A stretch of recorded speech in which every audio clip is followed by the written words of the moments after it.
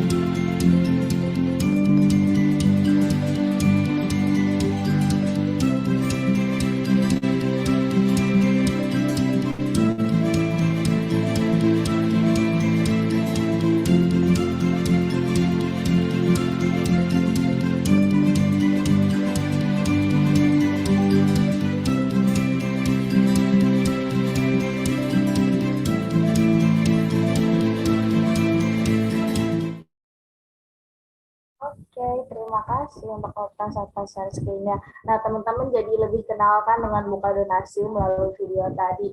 Nah, setelah ini nih acara yang kita tunggu-tunggu inti dari webinar hari ini akan segera dimulai ya untuk teman-teman.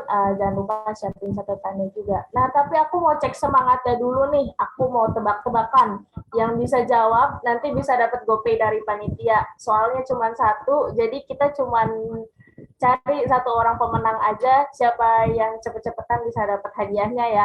Lumayan banget nih uangnya bisa buat jajan. Nah, Ketentuannya, setelah aku sampaikan pertanyaan, yang mau jawab harus raise hand terlebih dahulu dan jawabnya pakai on mic ya, nggak boleh lewat chat. Nah, yang bisa jawab hanya peserta, panitia tidak boleh untuk ikutan ya. Nah, siap-siap untuk pertanyaannya. Di sini, ayo, aku tunggu ya, 1, 2, 3. Apa sih kepanjangannya ROAR?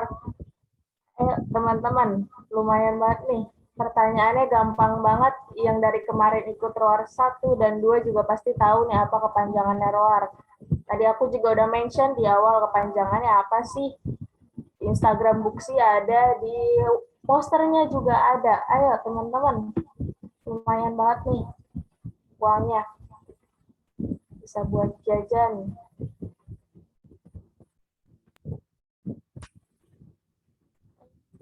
Aku tunggu.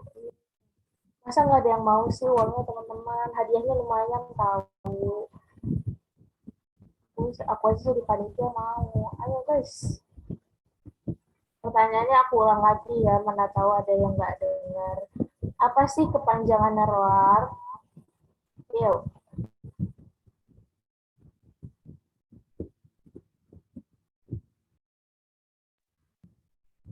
Aduh, itu jawabannya udah di-spill tuh di kolom chat. Ayo, siapa tinggal yang mau resign aja. Ayo, Kania resign. Resign lalu on mic, Kak. Ayo, itu jawabannya udah di-spill di kolom chat. Siapa nih, ayo yang mau klaim hadiahnya? Apa hadiahnya buat Kania aja nih jadinya? Ayo, masa nggak ada yang mau sih? Siapa tuh yang resign? Watin. Ayo Watin, Kak Watin boleh on mic dulu untuk jawabannya apa Kak? Nongkrong di webinar, Kak. Oke, bener banget Kak Watin. Thank you so much. Nih kan Yar harusnya bisa raise hand, habis itu jawab pertanyaannya. Hadiahnya bisa buat Kaniar, jadinya buat Kak Watin. Tapi thank you juga Kak Watin atas jawabannya, keren banget. Makasih juga atas responnya untuk Kaniar dan Kak Watin. Nanti hadiahnya jangan lupa diklaim ya Kak, melalui hubungin panitia aja. Nanti aku chat lagi untuk di grup ya. Oke, lah kita lanjut ya ke acara selanjutnya. Nah, di sini udah pada semangat kan? Tadi kan aku udah cek semangat ya. Nah, selanjutnya aku mau kenalin dulu nih siapa sih pembicara kita pada hari ini. Nah, di sini pasti teman-teman udah lihat ya dari poster Kak. Untuk pembicara kita hari ini tuh keren banget, namanya Kak Irfan Ahmad Fauzi, SPDM Hum. Nah, beliau ini untuk pendidikannya pernah mengenyam pendidikan di Historical Science di Universitas Pajajaran pada tahun 2014 sampai 2017. Lalu mengenyam pendidikan juga di History Education University Pendidikan Indonesia, juga bersekolah di SMA 1 Boyongbong Garut dari tahun 2003 sampai 2006. Nah, untuk experience-nya nih, tentunya masih nggak kalah keren juga dari pengalaman beliau mengenyam pendidikan. Beliau pernah bekerja sebagai executive staff of the President of the Republic of Indonesia. Lalu beliau juga pernah menjadi Presiden Director dari Fatija Indonesia. Lalu juga menjadi dosen dari Unindra University. Untuk pengalaman organisasinya, beliau pernah menjadi Presiden BEM Rema UPI di BEM Rema UPI di tahun 2010, lalu menjadi West Java Koordinator di BEM SI Jawa Barat pada tahun 2010, menjadi Head of Student Affairs dari DPP KNPI pada tahun 2020 sampai 2022, juga menjadi Chairman dari PP Kami pada tahun 2017 sampai 2019. Keren banget dari CV-nya aja kita bisa ngelihat kan kalau pembicara hari ini tuh kayak wah banget karena punya pengalaman organisasi dan kerjanya tuh keren-keren banget ya teman-teman. Nah, mungkin di sini karena Kak Irfannya sudah hadir ya di tengah-tengah kita, aku mau sapa dulu nih Kak Irfan. Kak Irfan, apa kabar Kak? Alhamdulillah.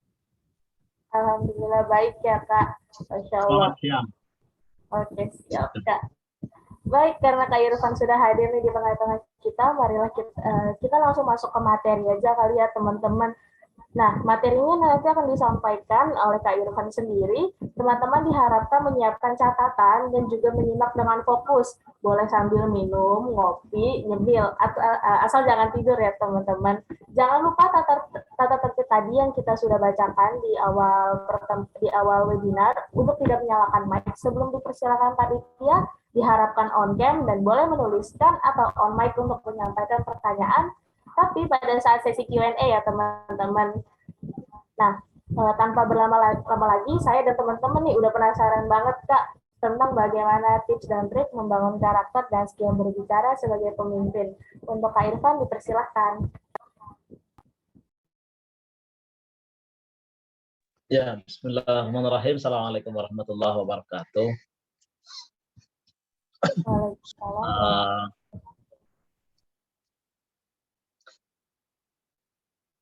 Selamat pagi rekan-rekan sekalian. Alhamdulillah, puji syukur pada Allah Subhanahu wa taala yang pada siang hari ini, pada pagi hari ini saya bisa bersilaturahim ya dengan rekan-rekan sekalian di sini difasilitasi dengan buka donasi ya yang berkomunikasi dengan saya untuk kita bisa melaksanakan kegiatan pada pagi hari ini. Dan tadi sudah disampaikan perkenalan, sudah disampaikan juga terkait dengan buka donasi ya, apa yang pada hari ini kita bisa berkolaborasi melaksanakan aktivitas bersama-sama ya. Baik, yang saya hormati tentu para panitia, pimpinan buka donasi dan para peserta yang sudah hadir pada kesempatan kali ini. Saya mohon izin karena di sini diminta untuk berdiskusi terkait dengan bagaimana trik membangun skill berbicara sebagai seorang pemimpin. Sahabat-sahabat sekalian, saya aktivitas sekarang tadi sudah disampaikan ya bahwa saya masih bantu di asisten staf khusus presiden. Saya juga dosen juga di kampus Unindra di Jakarta dan saya juga punya perusahaan di Fatija Indonesia ya. Fatija Indonesia ini punya 2 cabang usaha. Pertama adalah saya di percetakan Al-Qur'an ya. Percetakan Al-Qur'an, dan saya juga ada produk saya selain dari Al-Qur'an adalah skincare ya, beauty, Bimit ya, beauty, skincare di bawah Fatija. Ini di bawah Fatija ini ada 2 cabang usaha, dan karyawan saya, anggota saya baru sekitar 20 orang lah ya, karyawan saya 20 orang, dan di luar itu juga ada aktivitas Yayasan Amirul Ummah juga yang bergerak dalam penyebaran Al-Qur'an dan pembangunan masjid. Sahabat-sahabat sekalian, sepanjang perjalanan saya, skill berbicara ini sangat berpengaruh terhadap perjalanan karir saya yang sampai saat ini ya. Ada skill berbicara, ada leadership ya, pemimpin. Pemimpin itu ya mesti bisa berbicara. Bahkan kita akan coba lihat bahwa pemimpin itu, apakah pemimpin itu posisi, jabatan, atau karakter sebenarnya. Kan begitu ya. Atau karakter. Kalau pemimpin itu rekan-rekan sekalian berpikir bahwa dia yang punya jabatan saja, ya tentu mereka lah yang punya jabatan yang kira-kira akan menjadi leader-leader atau menjadi pemimpin-pemimpin. Yang pada dasarnya rekan-rekan sekalian, saya melihat antara leadership dan skill komunikasi atau bicara ini sekian persen itu berpengaruh terhadap kesuksesan lah, kelancaran, kesuksesan, khususnya di lingkaran-lingkaran saya, di teman-teman saya. Mereka yang memiliki keterampilan dalam berkomunikasi itu benar-benar dia bisa melakukan segala sesuatu itu efektif. Melakukan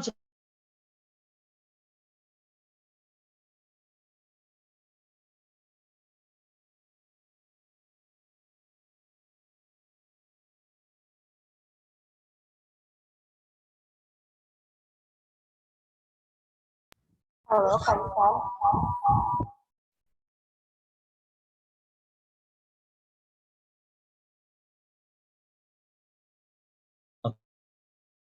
Oke, kelihatan ya.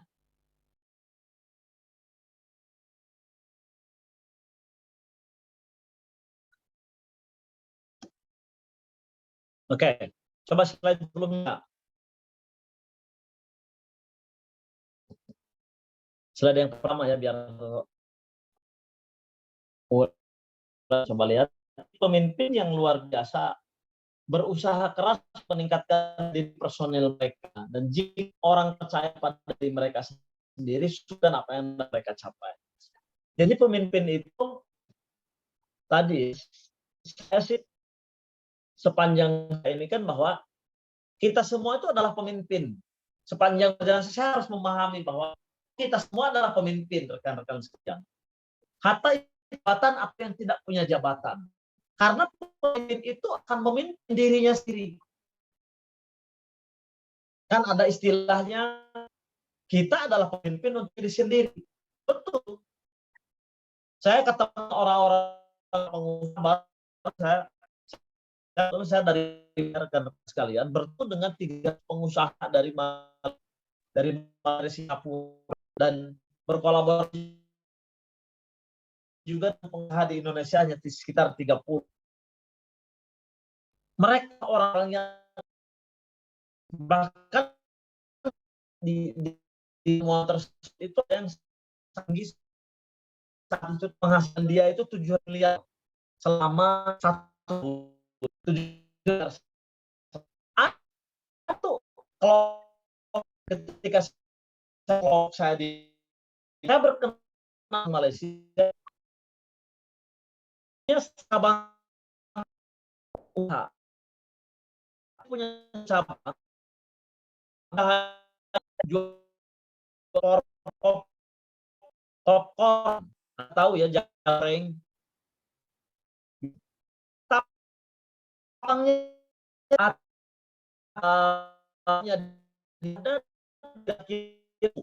dia juga nanya ada pom bensin, ada itu ada outletnya enggak. Dia sudah 1.000 ya, dia sudah punya 1.000. Ya, jelas suara ya? Tadi agak putus-putus, Kak. Sekarang udah. Sekarang sih sudah. Oke. Dia punya 1.000 outlet, rekan-rekan sekalian. Dia punya 1.000 outlet yang jual atau jagung goreng. Ya, yang digoreng. Dia punya 1.000 cabang. Mana letak outletnya? Letak outletnya adalah di setiap pom bensin. Kalau di Malaysia itu namanya itu apa tuh, bukan Pertamina, di Malaysia itu apa tuh namanya? Ada yang tahu pom bensin di Malaysia apa? Saya Petronas. Pernah ada.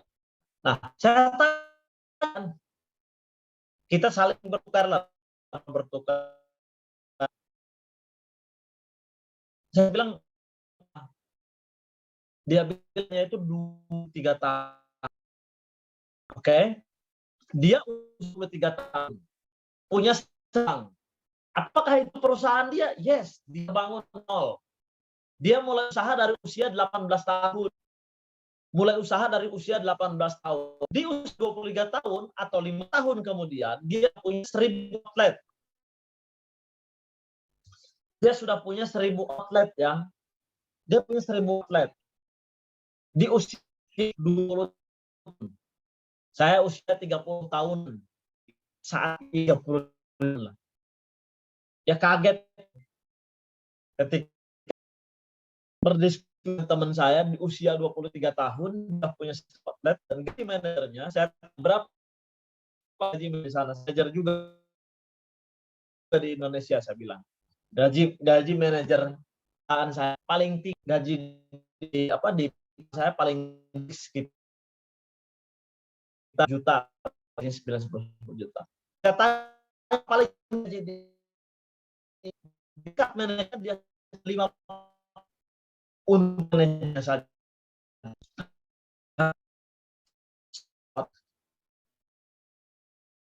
Yang ini saya sekalian, saya aja ya bagaimana dia cara, bagaimana punya putus besar ya mungkin.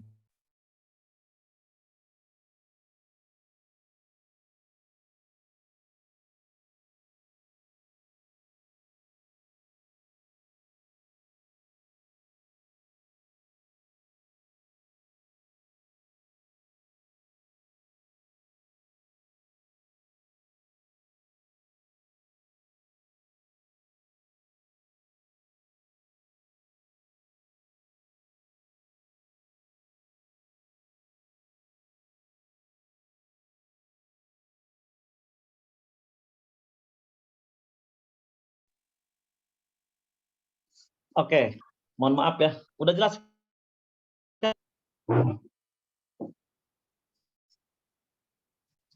Dapat kedengaran suara saya?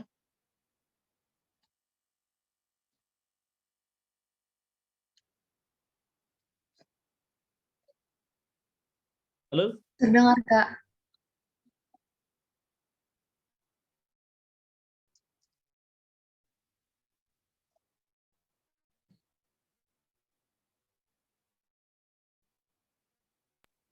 Halo Kak, maaf. Sudah terdengar ya?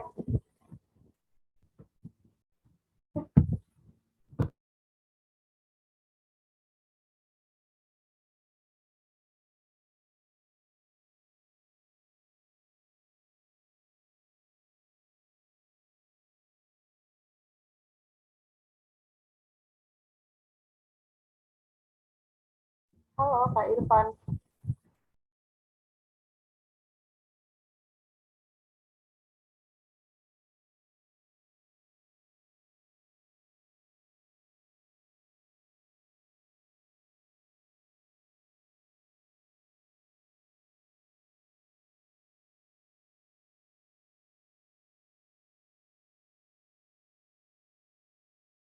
Teman-teman ini kayak Kak Irfan lagi terkendala sinyal. Mohon ditunggu ya teman-teman.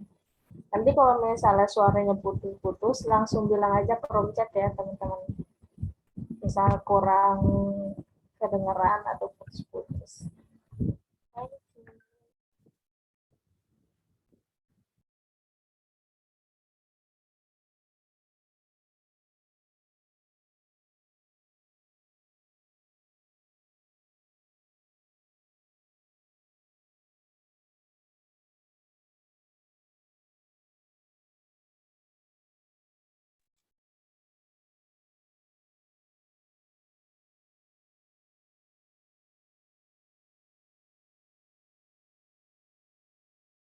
Halo Kak Irfan, apakah sudah mendengar suara saya?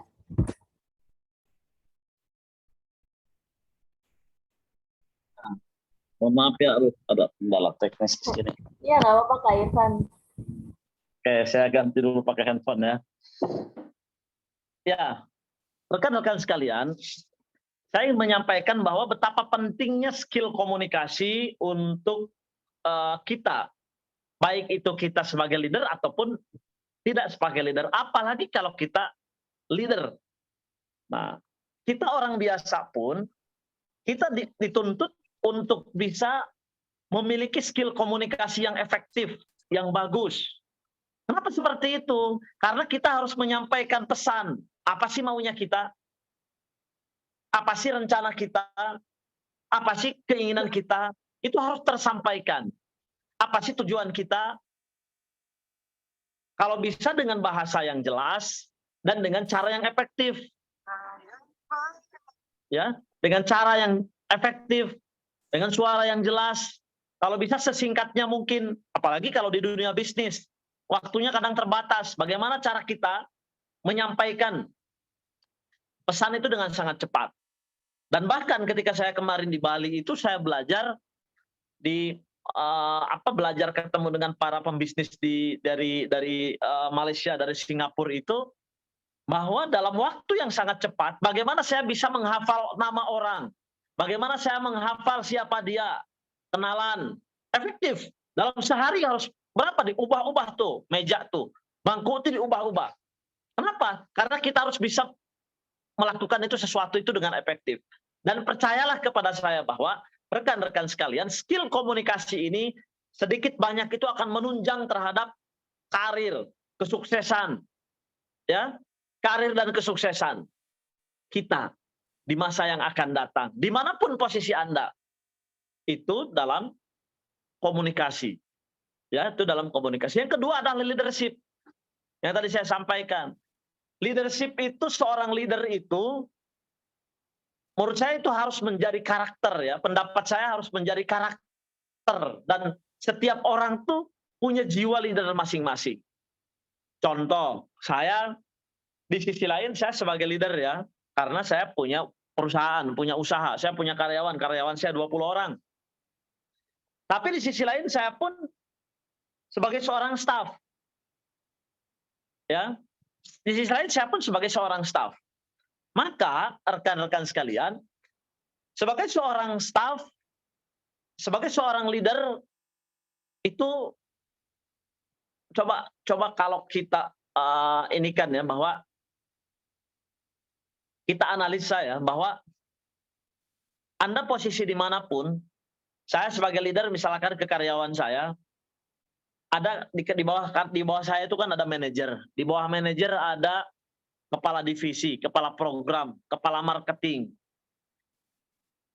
Dan kalau seorang leader itu benar leader dalam artian dalam jiwanya itu, leadership-nya itu muncul, maka pertama, dia tidak akan menunggu instruksi dalam bekerja. Tidak akan menunggu perintah. Nggak ada pimpinan. Kan begitu. Istirahat aja. Nggak ada pimpinan, kerjanya bisa leha-leha. Ya, kerjanya bisa santai. Tapi pas ada pimpinan sibuk. Kenapa? Oh, ada pimpinan, takut dong kalau kelihatan nggak kerja. Nah, seorang leader yang sejati itu sebetulnya dia dimanapun dia menggerakkan. Dia aktif. Dan itu hemat saya, siapapun Anda yang ada di ruang Zoom ini, mari tanamkan dalam diri kita bahwa kita adalah seorang leader.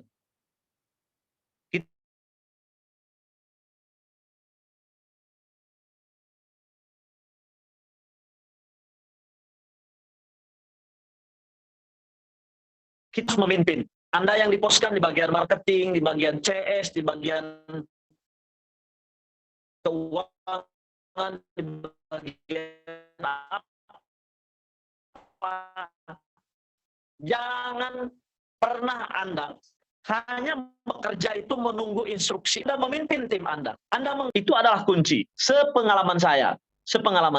Kenapa seperti itu? Mereka lah yang memiliki karakter leadership yang bagus, karakter pemimpin yang bagus, yang mereka inisiatifnya tinggi, maka dia akan senantiasa belajar. Ada atau tidaknya pimpinan di kantor, saya akan melakukan terbaik. Kenapa? Wong dia lahir sebagai leader, sebagai pemimpin, memimpin dirinya untuk melakukan sesuatu, untuk melakukan karya, untuk melakukan perubahan, untuk berbuat. Dipantau atau enggak, dilihat atau tidak. Ini cukup kecilnya. Apalagi kalau Anda ingin ke depan punya cita-cita yang besar, ingin menjadi pengusaha yang hebat, ingin menjadi seorang tokoh yang penting, misalkan tokoh yang hebat, atau dimanapun posisi Anda, saya sebagai leader, tadi saya sampaikan, sebagai leader dalam artian sebagai pemimpin di perusahaan, sebagai owner di perusahaan, mana yang saya suka, apakah satu karyawan itu yang dia memiliki leadership-nya, atau karyawan itu yang dia itu nunggu instruksi. Kan begitu. Dia nunggu instruksi. Kalau saya perintahkan dia jalan, kalau enggak dia diem. Saya sebagai owner tentu hanya memberikan garis besarnya. Ya. Nah, ada perbedaan antara owner dan manajer. Owner itu merencanakan, owner itu memikirkan. Leader ya. Leader dan manajer. Owner adalah leader. Memikirkan, merencanakan, merumuskan. Baru diberikan ke manajer. Manajer dia melakukan apa yang diminta oleh ownernya, oleh leadernya. Nah, rekan-rekan sekalian, sahabat-sahabat sekalian, bahwa leadership dan komunikasi ini menjadi poin yang sangat penting. Dimanapun Anda berada nanti. Dimanapun Anda berkarir. Dimanapun Anda hidup. Sepengalaman saya belajar terkait dengan leadership itu sejak dari kampus, dari S1, S2, terus karena ya tadi karena komunikasi saya bisa melakukan hal-hal yang kira-kira dulu dibayangkan itu ya tidak mungkin lah bisa terjadi, kan begitu ya. Nah, oke, mudah-mudahan dapat dipahami, dan kalau nanti ada ini silakan nanti disampaikan di akhir ya. Pengertian pemimpin. Pemimpin adalah seorang yang menduduki suatu posisi manajemen atau seseorang yang melakukan suatu pekerjaan memimpin. Suatu pekerjaan memimpin. Nah, ini pemimpin berdasarkan karir saja. Yang penting dia naik, kan begitu ya posisinya. Yang kedua adalah seorang dengan wewenang kepemimpinannya mengarahkan bawahannya untuk mengerjakan sebagian dari pekerjaannya dalam mencapai tujuannya. Ya tentu pemimpin adalah mengarahkan. Leader adalah mengarahkan, memberikan arahan, memberikan tugas. Ya, tugasnya pemimpinnya memberikan tugas. Kadang ada keluhan dari staf itu, kerjanya nyuruh aja. Kerjanya nyuruh aja. Wong kerjanya pemimpin dia membagi-bagi tugas. Kerjanya anggota, ya Anda bertugas sesuai dengan tupoksinya yang ditugaskan oleh pemimpin. Kan begitu. Tetapi pemimpin yang baik juga berdasarkan hemat saya lahir dari seorang staf yang baik. Jadi kalau Anda staf baik, kalau Anda memimpin, Anda akan memimpin yang terbaik. Tapi kalau jadi staf aja udah banyak keluhan, berkeluh kesah, disuruh A berkeluh kesah, disuruh B berkeluh kesah. Anda tahu nggak, saya itu mulai karir leadership saya, karir pemimpin saya mulai dari seorang staf pembuat surat, pengantar surat. Saya disuruh sama senior saya, antarin surat ke sana, saya anterin. Anterin surat ke sini, saya anterin. Buatin surat, saya buat. Bawain mobil, saya nyetir mobil, anterin ke sana, nggak ngerti saya itu. Tapi karena setiap hari begitu, akhirnya, oh, saya lama-lama berpikir, bagaimana cara buat surat yang baik. Oh, lama-lama berpikir, bagaimana cara komunikasi yang baik. Oh, lama-lama ketika saya belajar dari pemimpin saya, dari atasan saya jadi mengerti cara memimpin itu seperti apa. Ya, jadi tidak tiba-tiba jadi pemimpin. Presiden Jokowi aja jadi wali kota dulu, jadi gubernur dulu, baru jadi presiden. Nggak ada yang tiba-tiba jadi pemimpin hebat. Kan begitu ya, tapi harus melalui proses. Yang selanjutnya di sini ada pemimpin adalah seorang yang mempengaruhi perilaku bawahannya. Otomatis bawahan itu tergantung daripada pemimpinnya seperti apa. Ya tentu karena bawahan ada ya sesuai dengan arahan dan binaan dan ya tadi sesuai dengan situasi dan kondisi dan arahan visi misi dari pemimpinnya mau kemana. Dan yang keempat adalah pemimpin adalah seorang yang aktif membuat rencana, mengkoordinasi, melakukan percobaan, dan memimpin pekerjaan untuk mencapai tujuan bersama-sama. Nah ini poin keempat ini saya kira siapapun Anda yang ada di sini, pupuk jiwa leadership Anda. Dimanapun posisi Anda, mau kerja dimanapun, mau masih mahasiswa, mau masih pelajar, mau sudah kerja di posisi manapun, maka jadilah Anda seorang pemimpin di tim Anda, di posisi Anda. Jangan Anda jadi seorang karyawan tuh benar-benar nunggu instruksi saja, kan begitu. Bahkan seorang staf administrasi kalau dia leadership-nya muncul, ya kalau nggak ada jadwal buat surat dirapihin data misalnya ya. Kalau nggak ada jadwal nganter-nganter surat atau print surat misalkan ngerapihin data, membuat bagan yang bagus. Jadi tanpa disuruh, kan begitu. Maka atasan manapun tentu akan senang, akan happy memiliki anggota yang memiliki jiwa leadership yang bagus. Oke, lanjut.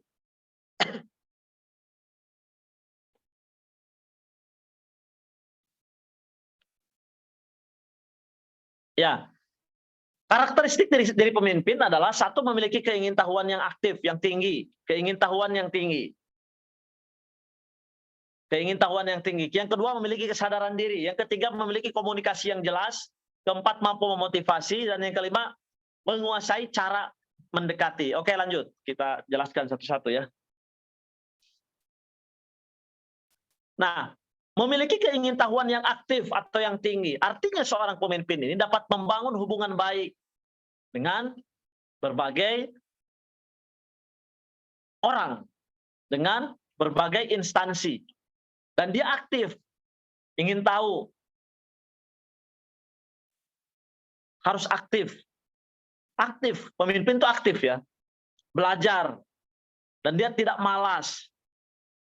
Pemimpin itu tidak malas, sibuk ya, sibuk.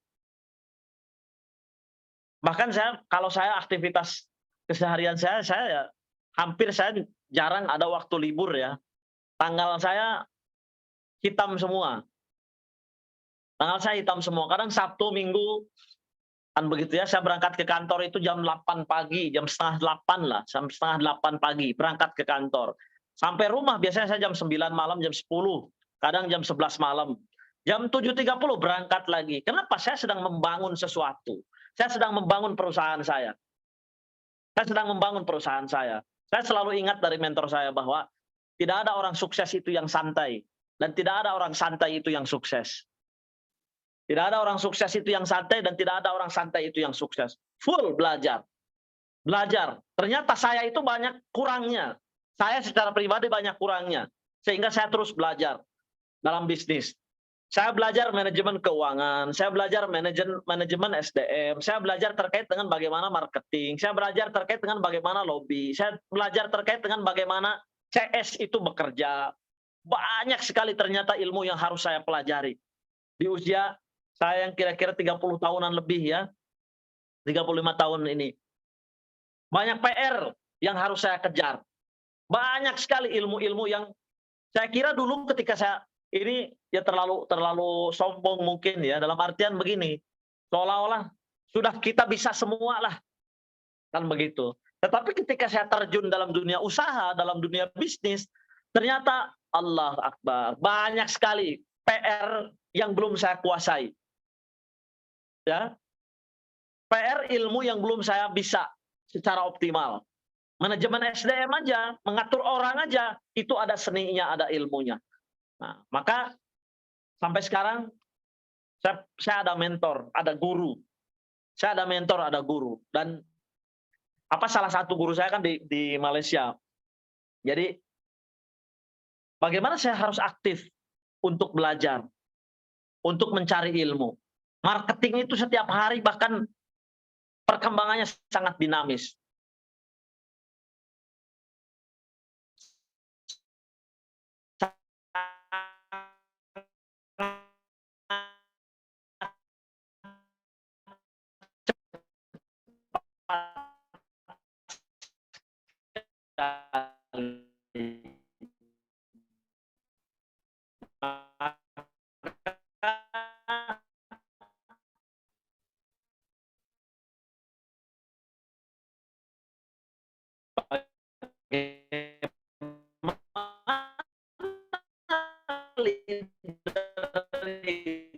Itu akan menjadi leader yang baik kalau dia tidak update, kan begitu ya, tidak update. Sehingga Anda harus memiliki keingintahuan yang tinggi, yang aktif.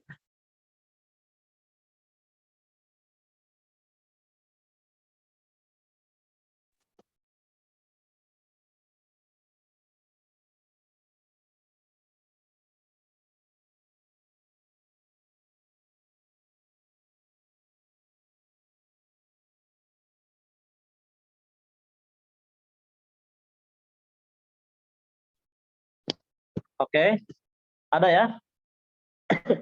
Ya, kita percepat ya, mudah-mudahan dapat difahami. Nah, kesadaran diri, Anda harus tahu bahwa Anda posisinya di mana, kuatnya apa.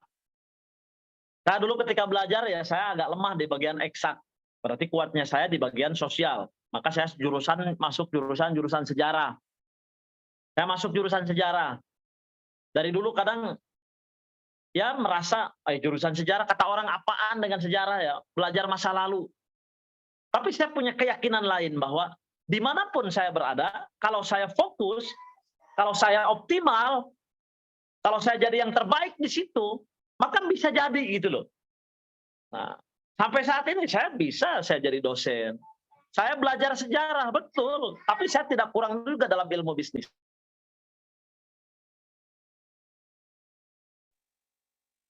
Nah, saya juga belajar tentang usaha. Maka dimanapun Anda, posisi Anda hari ini, jadi yang terbaik di situ. Kuasai ilmu itu. Kuasai di situ. Anda potensinya di mana, gali dan kuasai di situ. Jadilah yang terbaik. Dulu saya belajar di organisasi ya. Tadi saya sampaikan saya belajar di KAMI. Ada teman saya di HMI, ada teman saya di PMI, ada teman saya di mana. Maka kesimpulan saya, bukan organisasinya, tapi pribadinya.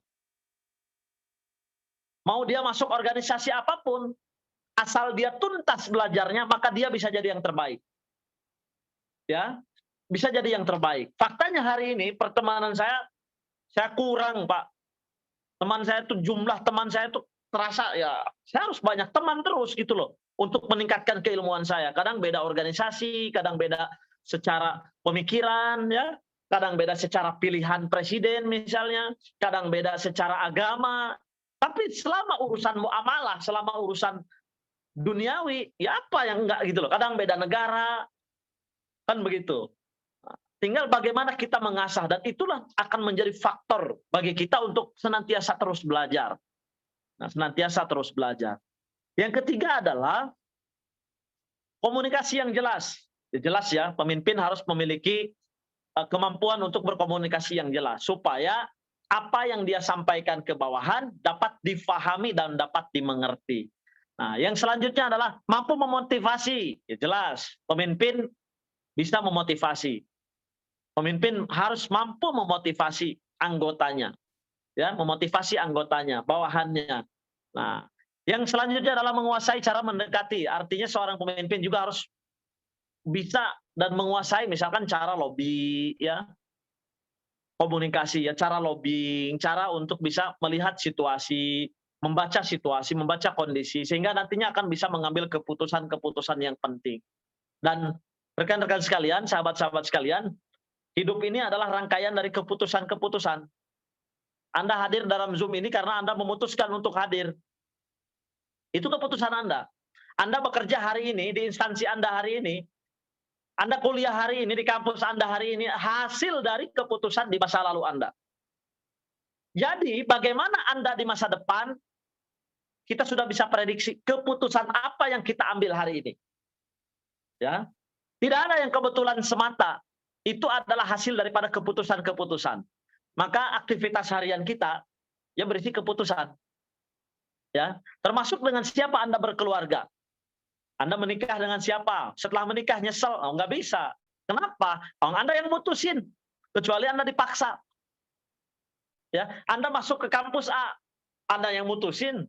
Anda gabung ke dunia kerja ini, Anda yang mutusin. Anda gabung di Zoom ini, Anda yang mutusin. Kan begitu. Maka hidup ini rangkaian dari keputusan-keputusan, termasuk masa depan kita ke depan. Keputusan apa yang kita buat untuk masa depan? Nah, untuk masa depan, kadang keputusan itu tepat, kadang kurang tepat. Kalau tepat langsung tingkatkan, kalau kurang tepat berarti kita ada pembelajaran di situ. Tidak ada yang salah.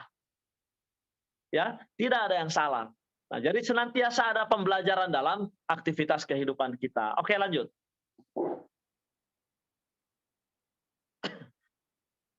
Nah, kompetensi pemimpin ya, kompetensi pemimpin diantaranya adalah mempunyai impian ke masa depan. Itu bedanya leader ya.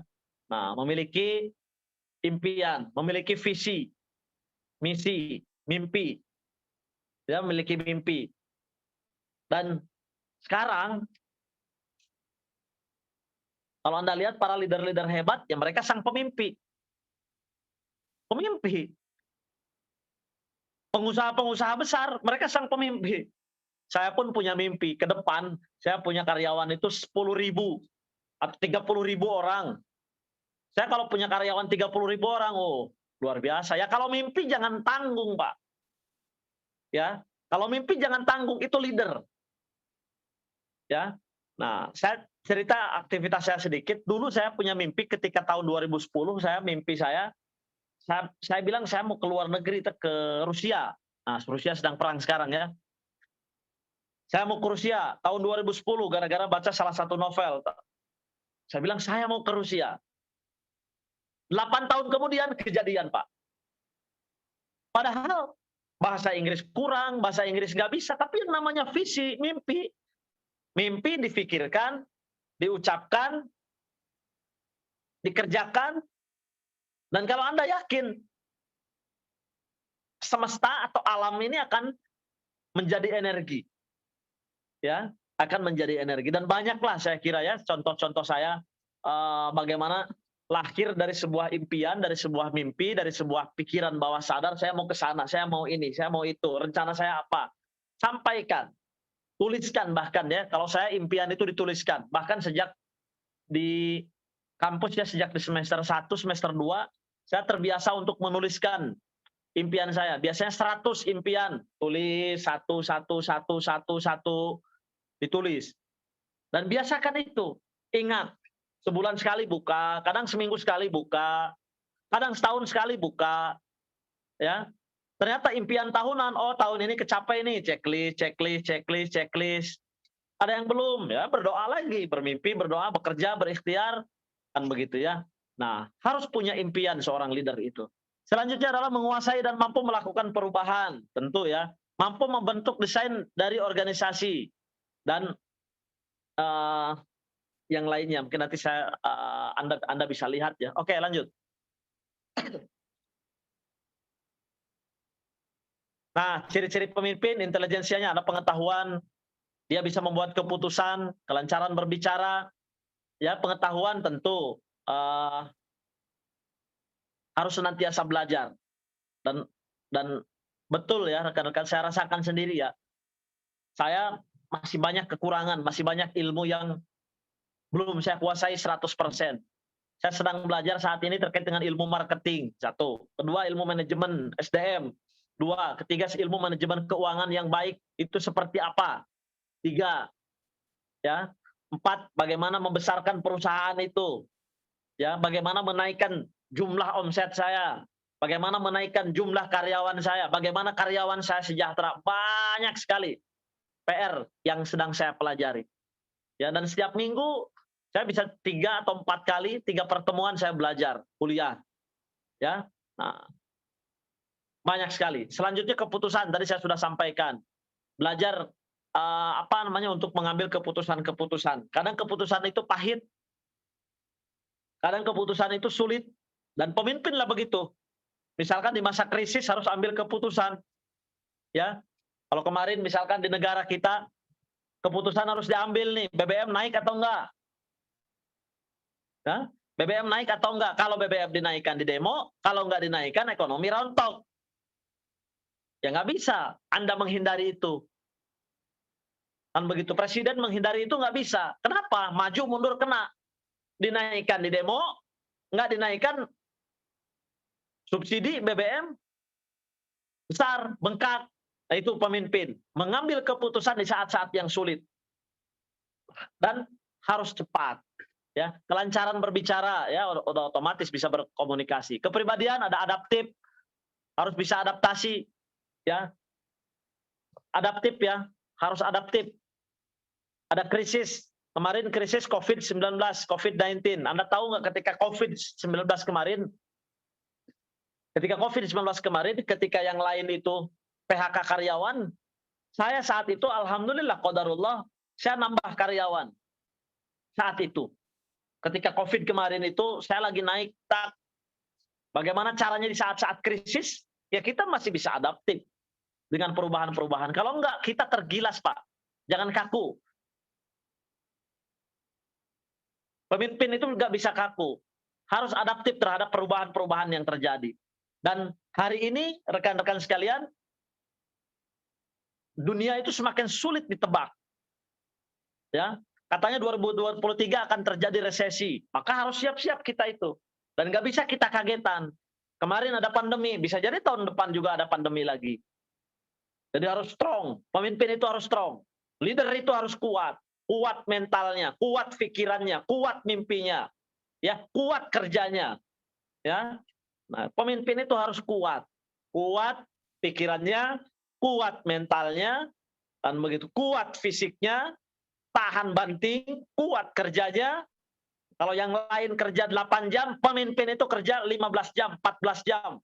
Pemimpin kerja jauh lebih besar dibandingkan dengan anggotanya, dibandingkan dengan stafnya. Staf saya balik jam 6 pagi, jam 6 sore. Saya bisa balik jam 9, jam 10 malam. Ya kalau saya baliknya sama lebih cepat daripada anggota, daripada staf, ya apa cerita gitu loh. Siapa ini pemimpinnya? Nah, karena saya punya mimpi, punya visi, gitu loh. Dan lebih capek, pemimpin itu pasti lebih capek dibandingkan dengan staf. Dan nggak boleh banyak mengeluh, keluh kesah, aduh begini, aduh begitu. Ya sudah, nggak jadi pemimpin Anda. Cari aman. Yang namanya cari aman, ya Anda jadi karyawan. Karyawan aja, ya kadang-kadang nggak aman. Kalau kerjaannya nggak benar, dipecat juga misalnya. Kan begitu. Nah, maka strong. Ya, harus punya mental yang kuat. Harus punya mental yang kuat. Nah, kreatif. Hari ini tentu saya kira menjadi modal yang sangat dibutuhkan adalah kreatif. Kooperatif, bisa berdamai dengan situasi dan kondisi. Siap siaga. Ya, kalau ada perubahan terjadi dengan cepat, ya siap. Senantiasa siap. Kan begitu ya. Percaya diri otomatis. Percaya diri. Anda harus punya percaya diri, integritas, emosi yang seimbang. Kadang-kadang meledak. Saya juga kadang kalau sudah nggak tahan ya meledak juga emosi itu. Kan begitu ya. Nah, tapi bagaimana kita bisa menyeimbangkan? Melihat persoalan-persoalan yang ada. Waduh, menyita sekali emosi. Ya. Apalagi kita sebagai seorang pengusaha, sebagai seorang pemimpin. Di rumah ada persoalan. Misalnya di tempat usaha ada persoalan, tempat kerja ada persoalan. Wah, kalau nggak bisa jaga-jaga emosi, udah meledak Pak semua. Ya, udah meledak semua. Belum tagihan, ada yang nagih lah. Kan begitu ya, dari berbagai sisi misalnya, ada yang harus dilunasi, ada yang harus dibayar, karyawan saya kerja harus dibayar. Kan begitu. Belum mikirin bagaimana pemasukan harus meningkat, bagaimana marketing harus naik. Maka leader harus mengelola seimbang emosi itu. Kalau enggak bisa meledak, enggak tahan. Makanya butuh mental yang kuat itu di situ. Butuh mental yang kuat itu di situ. Itulah seorang pemimpin. Nah, independen dan tenang. Tenang ya, tenang. Ya, walaupun ada persoalan sehebat apapun, ya harus berusaha untuk tenang.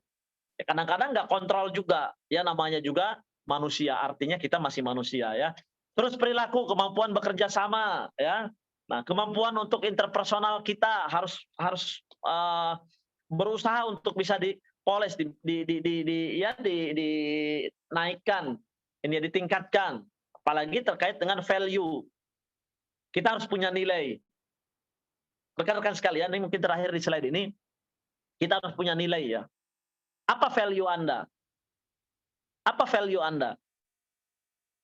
Misalkan Anda melamar ke perusahaan saya. Coba Anda kasih tahu, apa dasarnya yang menyebabkan Anda itu harus saya rekrut? Saya belajar terkait dengan manajemen SDM. Saya diajarkan terkait dengan rekrutmen. Kalau merekrut orang sebagai seorang owner, sebagai seorang pimpinan perusahaan, saya harus melihat kalau merekrut orang, berapa besar value yang dia bawa ke perusahaan kita. Nilai apa yang bisa dia bawa? Pekerjaannya tuh jenis apa? Skill apa yang dia punya? Harus punya value. Harus punya skill. Apa yang kamu punya? Kalau pekerjaannya biasa-biasa saja, dikasih tambahan dikit pekerjaan udah berkeluh kesah, saya sebagai owner, no, mohon maaf. Saya butuh orang strong. Saya butuh orang yang kuat. Saya butuh orang yang visioner. Saya butuh orang yang leadership-nya jalan. Kan bisa begitu. Ya, kan bisa begitu. Maka sebelum itu terjadi, tingkatkan value kita. Biar perusahaan yang cari Anda. Ya, biar pekerjaan yang cari Anda, biar uang yang nyamperin Anda. Dan jangan Anda ngejar-ngejar gitu. Tingkatkan value kita. Tingkatkan nilai tambah kita. Tingkatkan kemampuan kita. Ya, tingkatkan kemampuan kita dan jangan berpuas dengan pencapaian-pencapaian kita. Ya, terus belajar. Kira itu ya. Nah, oke, lanjut slide-nya.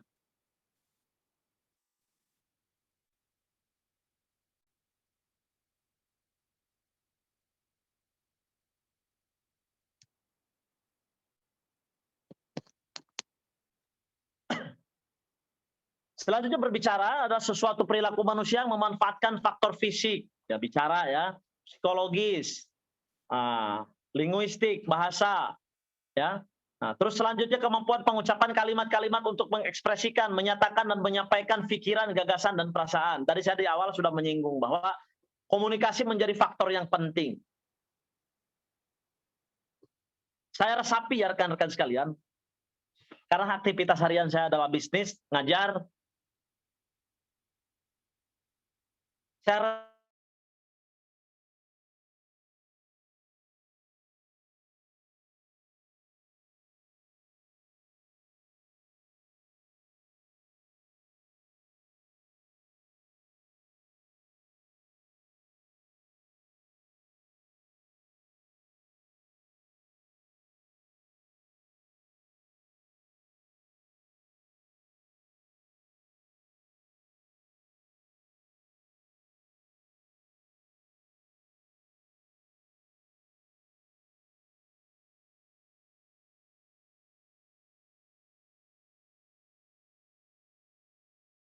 Halo Kak Ivan.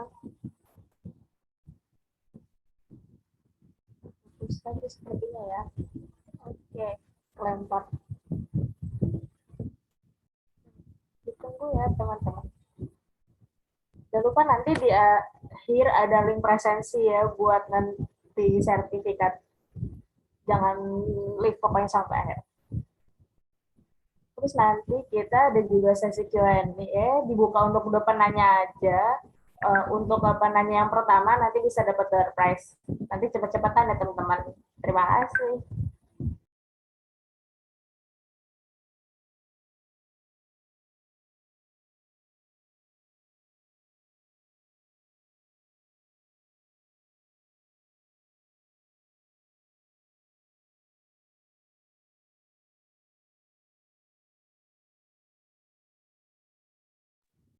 Halo Pak Irfan, sudah hadir kembali.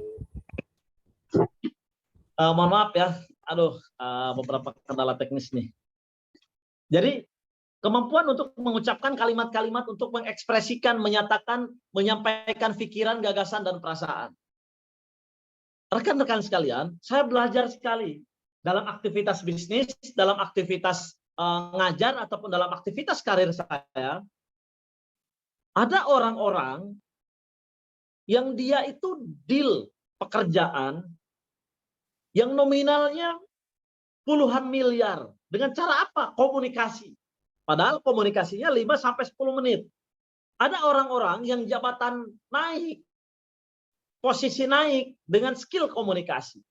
Ada orang-orang yang dia mendapatkan sesuatu yang betul-betul dia rencanakan dengan baik karena dia pandai menyampaikan pesan dan maksud. Ada orang-orang yang mendapatkan kemudahan-kemudahan ataupun mendapatkan visinya, tujuannya, baik dalam keuangan, jabatan, karir,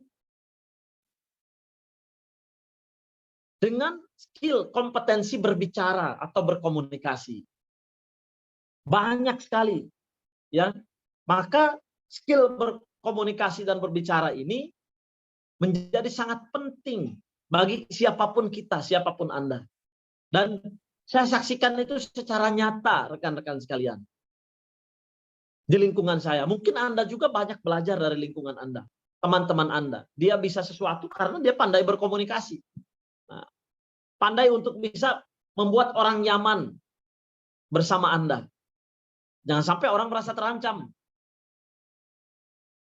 Anda datang, dia merasa terancam. Waduh, dibuat nyaman. Dengan apa? Dengan bahasa, dengan kata, ya, dengan skill bicara, ya, keterampilan menyampaikan pesan bahasa secara lisan. Nah, oke, lanjut.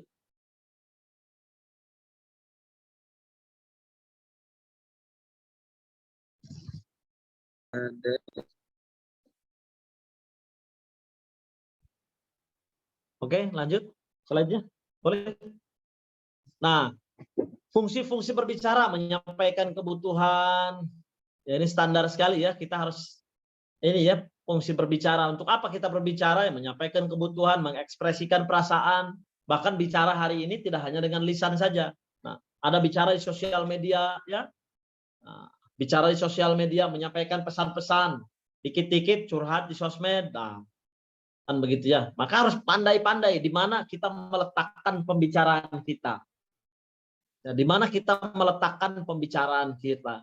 Nah, ya, dan harus pandai melihat situasi dan kondisi. Apakah pantas pas kita mengucapkan sesuatu tersebut? Harus difikirkan. Nah, proses komunikasi. Yang pertama ada komunikator, yang kedua ada pesan, yang ketiga ada komunikasi.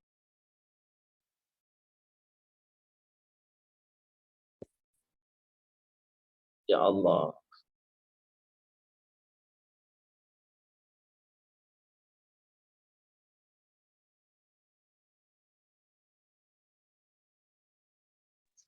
Ya, ada komunikator, ada pesan.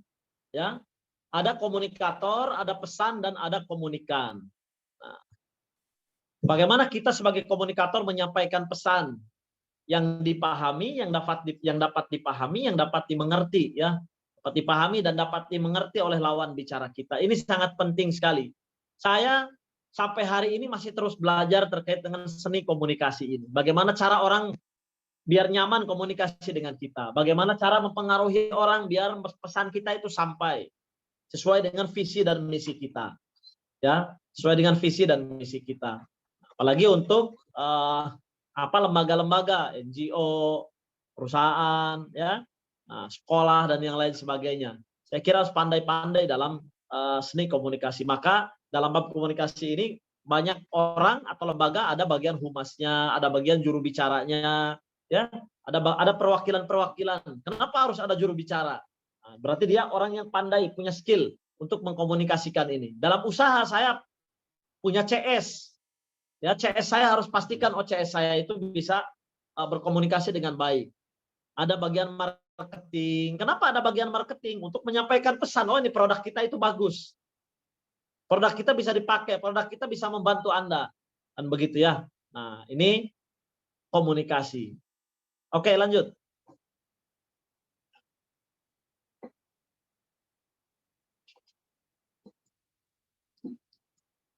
Keterampilan berbicara. Oke, lanjut.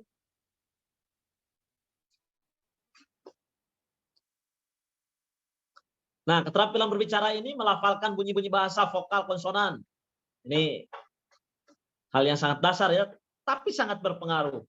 Intonasi, tekanan, durasi sangat berpengaruh.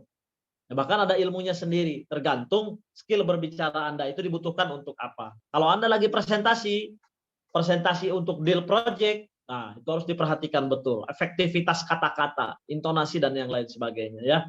Nah, volume suara juga ya. Nah, ini saya kira tergantung konteks pemakaiannya seperti apa, di mana ya. Nah, oke, lanjut. Sedikit lagi. Nah, keterampilan semantik. Di sini penguasaan kosakata, ketepatan ragam bahasa, resmi tidak resmi, kebakuan kata, ketepatan makna, variasi gaya bahasa. Ya, pas nggak kita bahasa apa ke orang tua? Pas nggak kita bahasa apa? Misalkan ke senior, ke atasan, ya, ke dosen. Kalau saya bisa menghadapi mahasiswa-mahasiswa yang kadang-kadang dengan bahasa-bahasa, saya ini dosen, tapi ada mahasiswa yang memakai bahasa seolah-olah ke temannya, kan begitu loh. Seolah-olah ke temannya. Kadang kita juga merasa, ih, gimana sih ini mahasiswa, kan begitu. Nah, bagaimana kita punya seni skill ini ya, dan sense, punya rasa, punya cita rasa. Jadi kalau bicara itu Anda bicara kemana? Bahasa baku, bahasa gaul misalnya. Nggak mungkin pakai keatasan bahasa gaul. Kan begitu ya. Coba aja, kalau nggak percaya, coba aja Anda WhatsApp atasan Anda dengan bahasa gaul. Dengan bahasa ini. Pasti Anda langsung dipanggil misalnya ya. Kan begitu ya. Karena ya harus tepat. Menggunakan diksinya harus tepat. Menggunakan kata-katanya harus tepat. Oke, lanjut.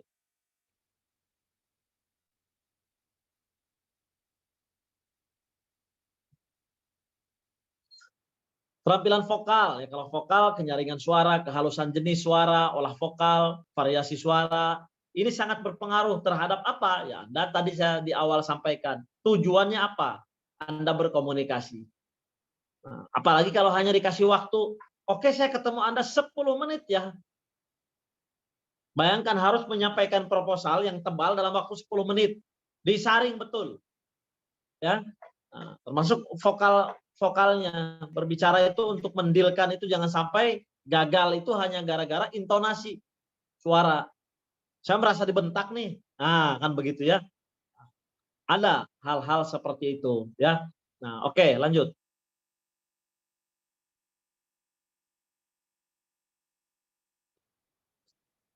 Nah, keterampilan sosial, cara menjalin interaksi dan komunikasi agar aktif, kreatif, inovatif, dan menarik. Bahkan termasuk dari, wah banyak hal nih. Nah, cara menjelaskan, cara berdiri, cara bertanya, cara menjawab. Nah, ini pun saya kira ada seninya. Nah, ada seninya. Maka teman-teman yang di sini memiliki profesi-profesi terutama dalam bagian komunikasi, dalam bagian marketing, ini harus didalami. Ini harus didalami. Bagaimana penampilan kita itu menarik. Coba lihat ada marketing-marketing ya. Nah, ada marketing-marketing. Saya kadang pelajari. Misalnya marketing bank, ya, marketing bank, kadang marketing mobil, ya. Kenapa perusahaan-perusahaan mobil itu sampai harus sewa SPG, misalnya ya? Ini dalam konteks kita belajar, gitu loh. Apalagi ada teknik, ada perusahaan-perusahaan yang dia menggunakan perempuan, ya. Nah, kita pelajari kenapa bisa seperti itu. Dia menggunakan laki-laki, ya, bahkan sampai ke gender. Untuk apa? Mencapai tujuan sebenarnya. Tujuannya apa? Perusahaan itu tujuannya apa? Pertama itu. Yang kedua, marketnya siapa? Marketnya siapa? Pasarnya siapa yang dituju? Sasarannya siapa yang dituju? Nah, maka berpengaruh terhadap perencanaan. Bagaimana kita menggunakan strateginya, ya, menggunakan strateginya. Ya, saya kadang lihat itu kalau ada sales, oh luar biasa ya. Bagaimana orang berpikir untuk memecahkan terkait dengan penjualan itu dengan berbagai cara. Ya, bahkan kalau saya ke pom bensin, di pom bensin tiba-tiba ada yang nawarin minum. Padahal minum bisa dibeli di Alfamart di mana kan begitu. Tapi udah pakai SPG itu. Kan begitu ya. Apalagi kalau yang ngerokok, ada SPG-nya rokok, apa lagi yang mobil. Nah, sampai pada NGO pun punya, lembaga-lembaga sosial pun punya. Kan begitu loh. Ya tentu disesuaikan. Ya, karena ini lembaga sosial apalagi kaitannya dekat dengan agama, ya tentu dia menggunakan orang-orang yang di lapangan itu yang sesuai dengan standarnya, tata nilai SOP-nya. Ya, kadang di mal-mal misalkan buka kan begitu ya, buka outlet. Nah, kan begitu. Nah, ini cara strategi bagaimana kita itu untuk meningkatkan apa tadi, baik itu di sisi marketingnya, ya di sisi komunikasinya, di sisi pelayanannya, ya di sisi pelayanannya. Dia orang tuh berbagai cara rekan-rekan sekalian. Ya, kalau kita ya tadi melihat, oh ini jualan rokok pakai SPG, jualan mobil pakai SPG. Emang NGO nggak pakai? Pakai juga, cuma namanya nggak SPG gitu loh. Nah, cuma namanya nggak SPG. Nah, dibuka tuh, bagaimana kita sesuai dengan ini perspektif kita strategi. Kalau saya melihat dari sisi strategi, orang tuh berlomba-lomba gitu loh dengan berbagai macam strategi dan cara ya yang kreatif, inovatif, menarik. Bahkan dikeluarkan bonus-bonus yang gila-gilaan kadang-kadang dalam marketing itu ya. Dalam marketing itu ya tentu tujuannya tergantung daripada siapa pelakunya yang melakukan komunikasi itu. Apakah dia perusahaan? Ya kalau saya, karena perusahaan saya adalah percetakan Al-Qur'an ya saya gunakan SDM yang kira-kira dari segi perwajahan, perawakan itu yang dia ini kelihatan nih wajahnya itu teduh, ya.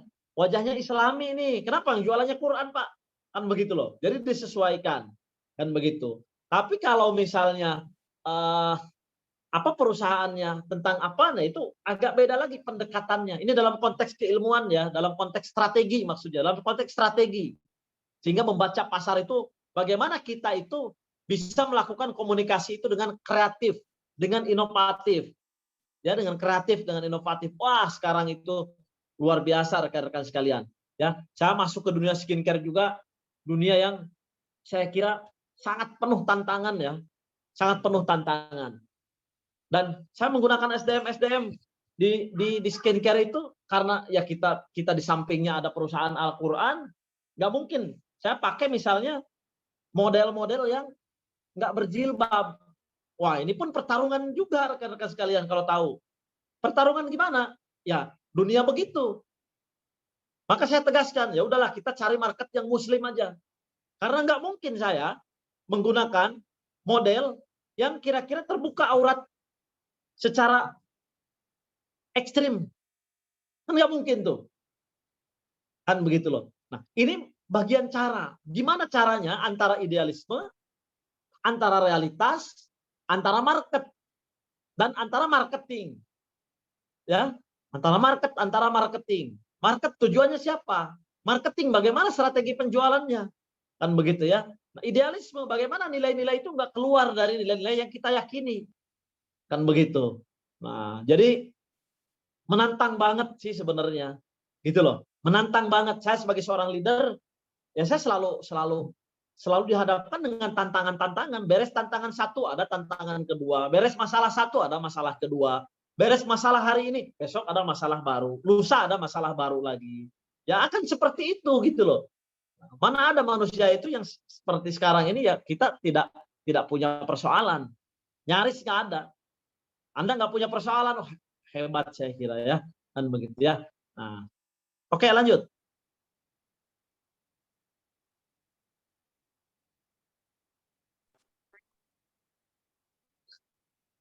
Nah, pembicara yang ideal, nah, melihat topik yang tepat, menguasai materi. Mungkin nih kalau ini lewat aja nanti bisa dilihat di slide-nya ya. Oke.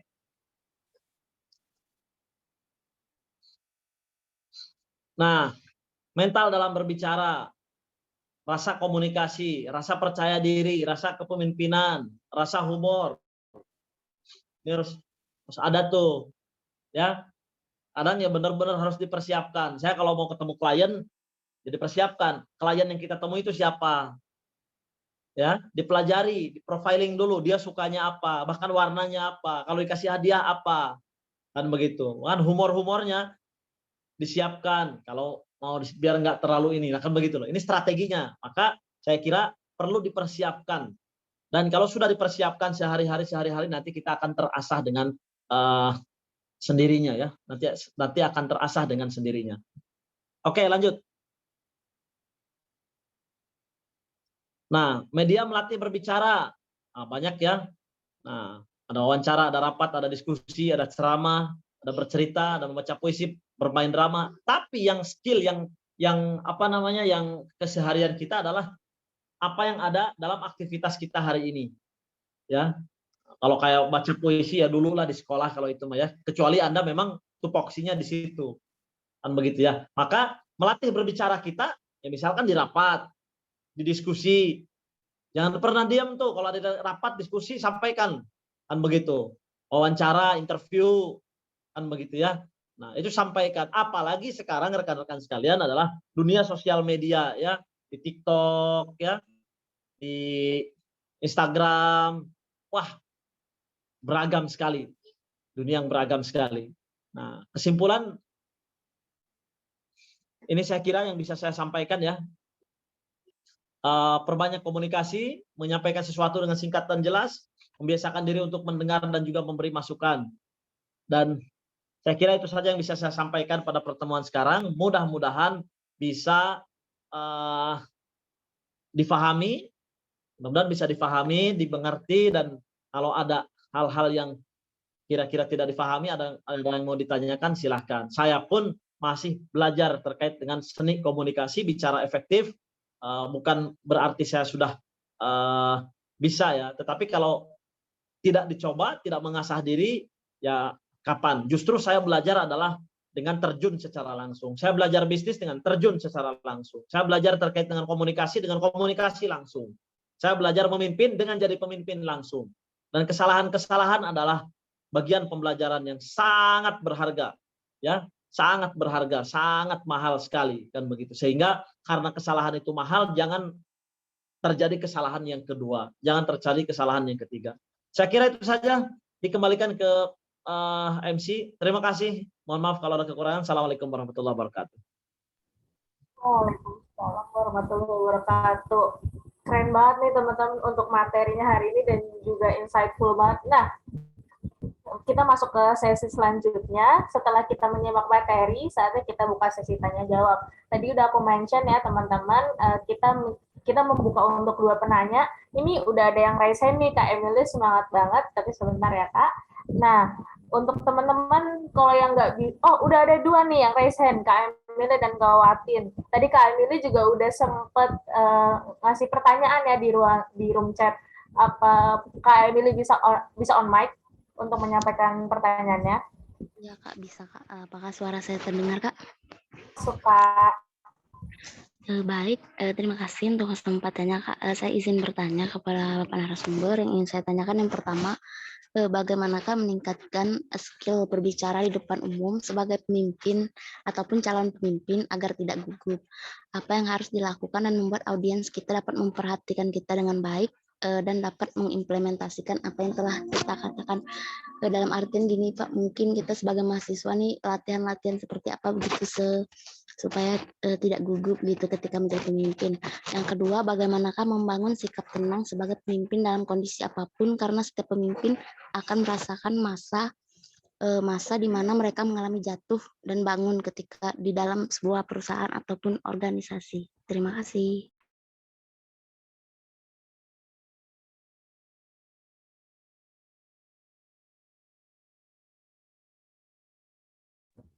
Oke, mungkin Kak Irfan mau langsung jawab atau ditampung dulu, Kak?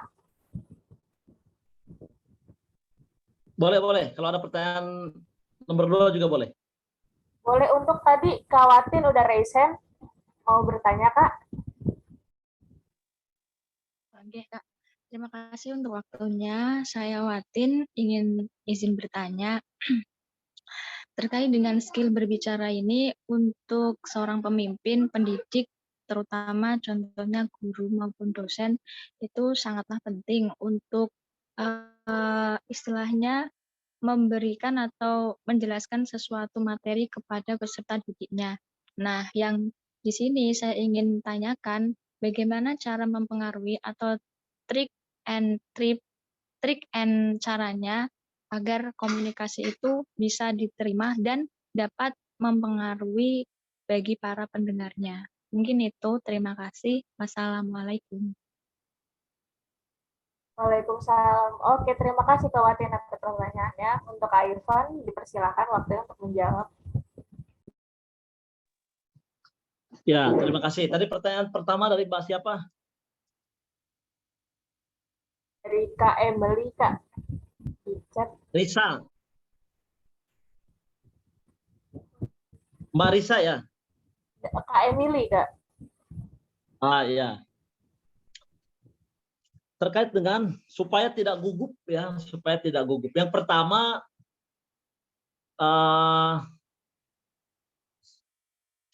adalah persiapan ya. Pertama adalah persiapan. Jadi kita harus senantiasa bersiap. Siapan dalam hal apa? Satu, materi ya. Penguasaan materi. Penguasaan materi ini harus sangat penting sekali ya, sangat penting sekali untuk bisa kita menyampaikan sesuatu itu dengan betul-betul dikuasai. Tapi kalau sudah gugup, materi yang sudah dihafal pun hilang biasanya. Ya, kalau Anda gugup, materi yang dihafal pun hilang. Itu karena gugup. Itu karena gugup. Nah, maka hemat saya, pertama tetap penguasaan materi harus. Yang kedua adalah bagaimana kita itu senantiasa terus belajar. Contoh, saya itu sebetulnya sama juga ya, bukan saya seorang introvert. Dalam artian mungkin saya bisa berdiskusi sama istri saya, introvert itu dalam hal apa katanya ya. Tapi saya dulu juga ya sama untuk tampil di depan itu, wah gimana itu loh, berpikir 2 kali kadang-kadang ya untuk bisa tampil, untuk bisa berbicara di depan itu. Dan apa yang saya lakukan rekan-rekan sekalian, saya sejak SMA atau sejak kuliah di semester 1 itu, saya tidak akan melewatkan perkuliahan saya tidak akan melewatkan pelajaran saya tanpa saya bertanya. Kenapa? Saya jadikan itu sebagai pelajaran. Ya, bagus. Misalkan Anda dalam diskusi ini sudah berani bertanya, oh itu udah bagus. Kan begitu ya. Dan senantiasa diasah. Kadang dulu ya kalau saya bertanya, kadang diketawain karena pertanyaannya lucu, atau pertanyaannya nggak dimengerti, atau pertanyaannya muter-muter. Ya, nah jadi harus sering diasah. Harus sering diasah. Pertama tadi adalah persiapan materi, kontennya seperti apa. Ya, yang kedua memang harus berani. Ya, harus berani mencoba. Kapan? Sekarang. Dan mencoba itu harus terus. Harus terus, konsisten. Ada teori untuk menjadi ahli, untuk menjadi kompeten itu harus 1000 jam. Harus 1000 jam. 1000 jam dalam artian sering melakukannya. Ya, sering melakukannya sehingga jadi ahli kita itu. Nah, maka dalam bab berbicara di depan umum, Anda mau pidato dan sebagainya, ya Anda harus berani mencoba. Berani melakukan sesuatu, dan setelah melakukan, misalkan Anda hari ini tampil, setelah tampil evaluasi. Kalau saya dulu misalnya untuk melatih gaya bicara saya, untuk melatih berbicara saya selalu ikut lomba puisi, lomba pidato. Ikut lomba. Kenapa ya? Suka tantangan, jadi berani. Kalah. Bahkan dari 10 kali pertandingan bisa jadi menangnya cuma 1, 9 kalah. Tapi dari kekalahan itu ya saya belajar. Gitu loh. Saya hanya ingin melatih sebenarnya, bukan untuk menang-menang banget gitu loh. Tapi bagaimana saya tahu, oh kelemahan saya di sini, kekurangan saya di sini. Terus perbaiki diri. Ya, berani. Satu, siapkan materi. Yang kedua adalah berani. Yang ketiga, bagaimana caranya kita itu bisa tenang. Ya, nah, bisa tenang. Untuk bisa kalau udah ambil mic, ya tenang. Nah, tenang. Bagaimana kita itu berpikirannya itu terbuka, luas. Jangan, ya misalnya kadang saya kan dulu tinggal di Bandung. Ketika kuliah itu, rekan-rekan sekalian, ketika kuliah saya tinggal di masjid. Tinggal di masjid ya, saya muazin di masjid. Kenapa ya? Saya dulu di pesantren, ketika masuk ke Bandung kuliah, untuk menghemat biaya dan karena memang ya secara ekonomi juga dulu untuk bayar kosan itu agak berat, jadi saya cari masjid. Apa yang saya bisa? Ya tadi tekniknya adalah skill apa yang kita bisa ya, azan mah bisa lah. Saya lap-lap masjid itu saya bisa. Ya, bersih-bersih toilet masjid itu pekerjaan saya ketika saya kuliah.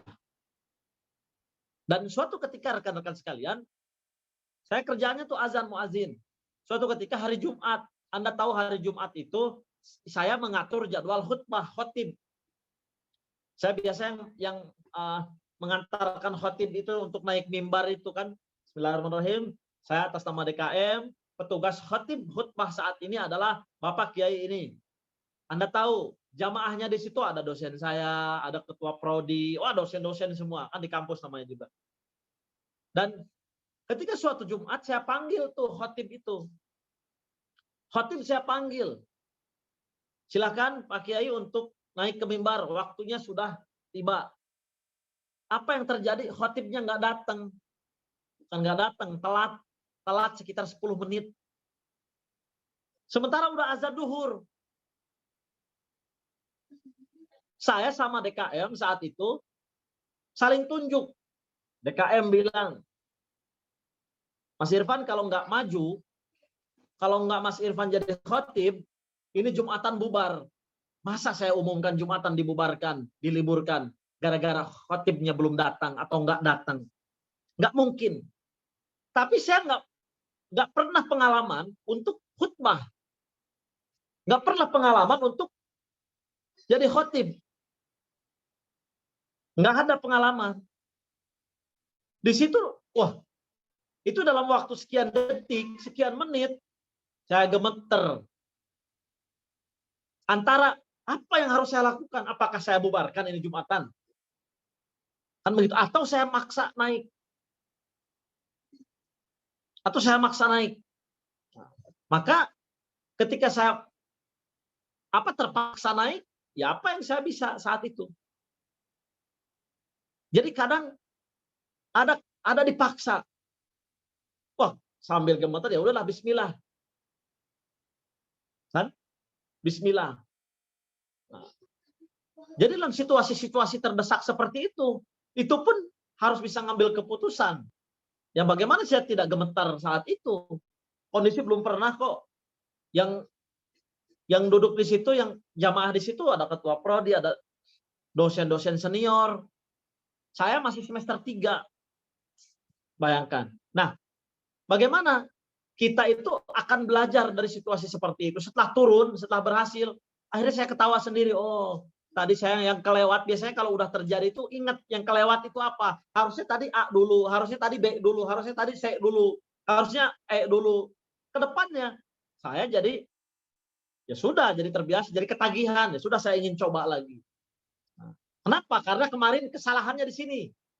Maka besok saya coba lagi. Besok saya coba lagi. Besok saya coba lagi. Terus menerus seperti itu.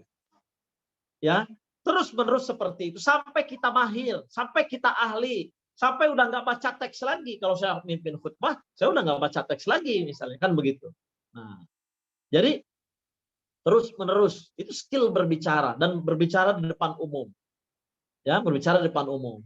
Nah, jadi rekan-rekan sekalian, tadi ada pertanyaan terkait dengan bagaimana supaya tidak gugup. Yang pertama adalah siapkan materi, yang kedua adalah berani, yang ketiga adalah membiasakan diri.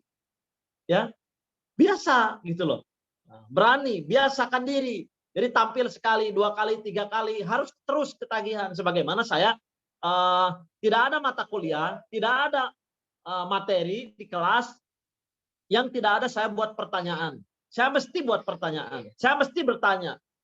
Ya, baik di forum apapun, di forum besar, di forum bisnis, sampai sekarang. Ya, kalau ada kesempatan siapa yang mau bertanya, saya. Pertanyaannya siapkan. Kenapa saya melatih sebenarnya untuk bisa ya tadi berbicara dengan efektif, berbicara menyampaikan pesan, menyampaikan pendapat, ya. Dan untuk tenang ya tadi kuncinya selama saya pelajari terkait dengan tenang ini, Anda jangan fokus ke orang-orang yang ada dosen saya, ada ini saya nggak enak, jadi hilang materinya, yang ada tegang. Jadi Anda harus lepas saja, seolah-olah Anda bicara ya ke sesama Anda aja gitu loh. Itu menumbuhkan rasa percaya diri dan rasa tenang. Ya, munculkan percaya diri dan tenang itu, yakinkan bahwa Andalah yang paling paham materi yang akan Anda sampaikan. Ya, nah, materi yang akan Anda sampaikan kan Anda udah persiapan tuh. Anggap aja orang lain tuh nggak ngerti lah. Kan begitu ya. Nah, itu cara saya untuk saya bisa tenang berbicara walaupun di depan adalah dosen saya anggap dibandingkan dengan dosen saya lebih paham materi yang saya bawakan. Karena kalau saya meyakini bahwa dosen saya lebih pinter, ya saya akan selalu merasa saya takut salah nih. Dan begitu. Nah, dan selanjutnya Anda harus terbuka. Jadi kalau ada kesalahan, mohon diingatkan. Dan diingatkan, jangan sampai tersinggung. Wah, ini kamu salah. Oh, salah ya Pak ya? Mohon maaf Pak, ini sumber saya. Kan begitu. Ini referensi saya. Ini. Kan begitu ya. Kalau ada keliru, mohon dimaafkan. Dan insya Allah akan saya perbaiki. Misalnya. Kan begitu ya. Nah, keduanya terkait dengan jatuh bangun. Jatuh bangun itu adalah hal yang biasa rekan-rekan sekalian ya. Dalam kehidupan ini. Ada naik, ada turun. Nggak mungkin ada barat kalau nggak ada timur. Jadi kalau Anda bermimpi Anda di atas terus posisi, ya Anda salah juga. Dalam artian salah tuh begini ya, ini namanya kehidupan. Ada hidup, ada mati, ada matahari, Nah, bulannya ada berlawan-lawanan, ada laki-laki, ada perempuan. Jadi ketika jatuh ya bangun lagi. Nah, kan begitu ya. Nah, ketika sudah di atas, ingat bahwa nggak di atas selamanya. Ada saat-saatnya, kan begitu. Maka itulah sunatullahnya kehidupan. Dan bagi seorang pembisnis, bagi seorang pemimpin, ya jatuh bangun itu hal yang biasa. Ya hal yang biasa. Coba Anda lihat orang yang maju jadi anggota DPR RI, berapa kali dia nggak terpilihnya, ya kan begitu ya. Nah, jadi itu saya kira yang pertanyaan kedua terkait dengan mempengaruhi agar komunikasi dapat diterima dan berpengaruh. Nah, rekan-rekan sekalian, kalau bab komunikasi, kalau saya kadang ya ada mungkin terfikir terkait dengan bagaimana saya bisa mempengaruhi ya, kan begitu ya. Tapi yang paling penting adalah saya ke dalam itu dalam artian bagaimana saya menguasai materi dan bagaimana saya menyampaikan dengan cara terbaik, ya, dengan meyakinkan, dengan percaya diri terbaik, omongan terbaik, pokoknya semua terbaik lah, kan begitu ya. Nah, jadi berbicara, kalau Anda berbicara itu tidak dari hati, biasanya nggak akan sampai ke hati. Maka usahakan kalau menyampaikan sesuatu itu setulus mungkin, karena apa yang lahir dari hati akan sampai ke hati. Apa yang lahir dari pikiran akan sampai ke pikiran. Apa yang lahir dari ketidakseriusan, maka orang nggak akan serius. Apa yang lahir dari main-main, maka akan main-main.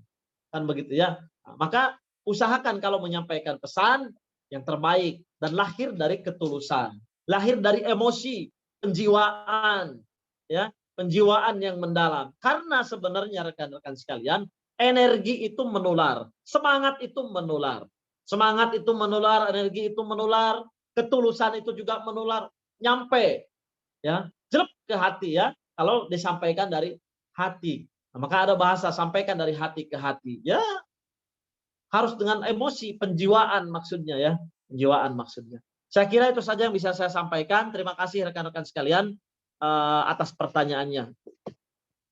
Oke, terima kasih untuk Kak Emil dan Kak Witan ya atas pertanyaannya. Semoga bisa menjawab selanjutnya. Sebelum kita mengakhiri sesi penyampaian materi dan sesi tanya jawab ini, ada sedikit kenang-kenangan nih Kak dari tim Buka Donasi untuk Kak Irfan berupa e-sertifikat. Nah, nanti akan dicariin oleh operator. Terus kita juga mau sesi dokumentasi ya Kak bersama Kak Irfan dengan sertifikatnya. Nah, untuk teman-teman juga bisa siap-siap on cam ya, karena abis ini kita udah di penghujung acara, tinggal sesi dokumentasi sama penutup aja. Nah, kepada panitia yang bertugas dipersilakan untuk dokumentasi ya.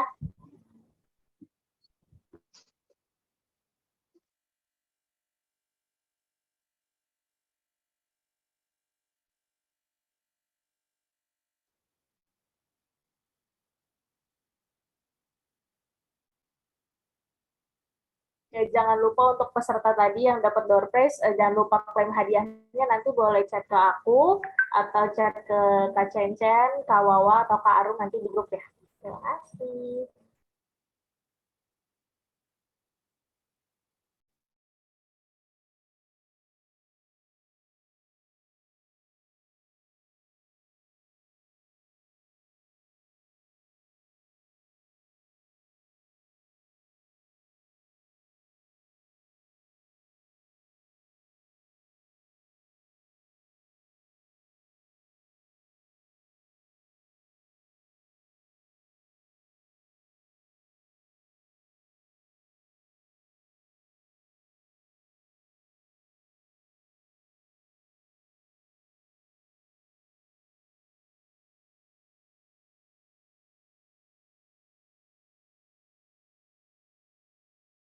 Oke. Kak Irfan boleh on cam dulu sebentar Kak, mau di Oh ya, dokumentasi.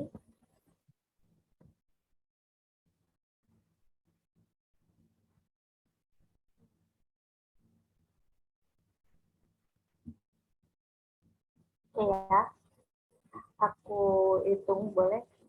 1, 2, 3.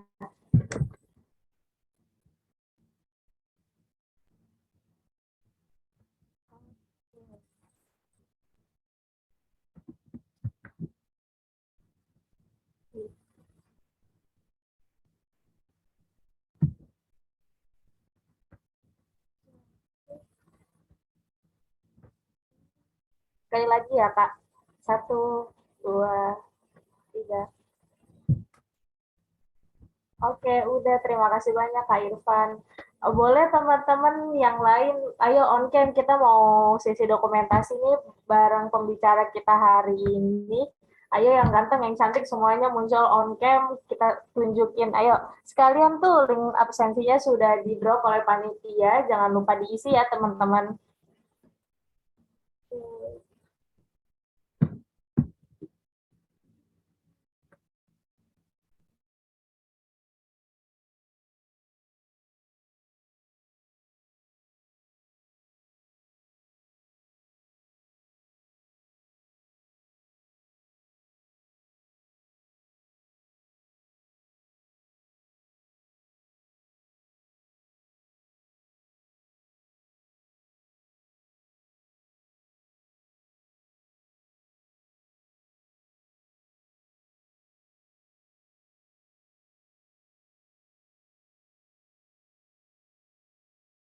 Teman-teman yang lain ada yang mau on cam nggak? Ayo, aku tunggu sampai 11.51 aja deh, biar kita di sini langsung isoma ya.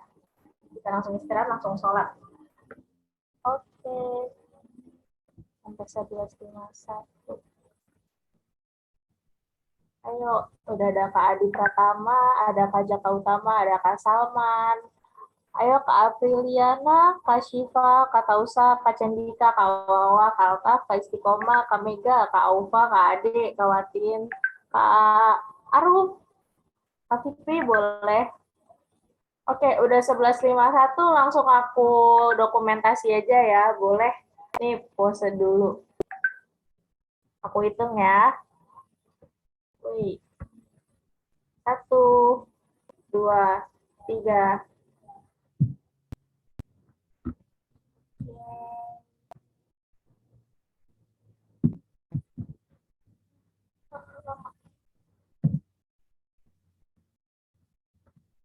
Boleh sekali lagi teman-teman gaya bebas ya. Oke. 1, 2, 3. Oke, terima kasih teman-teman yang udah on cam ya. Terima kasih juga untuk teman-teman yang udah hadir pada webinar hari ini. Yang pasti pematerinya keren banget, materinya juga insightful. Semoga ilmunya bisa didapetin, bisa diterapin ke kehidupan masing-masing teman-teman ya.